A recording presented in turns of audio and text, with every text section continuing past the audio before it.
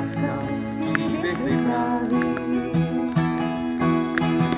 Je v něm smrt i láska, je v něm marná touha, sám pomstí všechno zlo a bezpráví.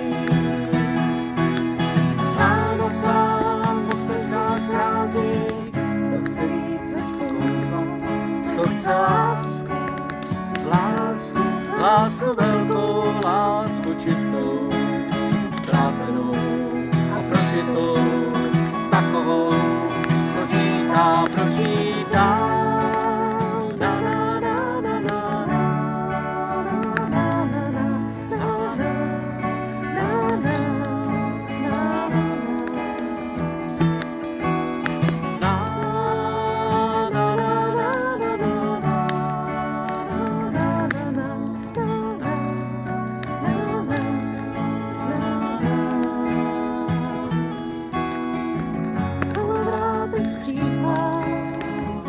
Jednou vládou píseň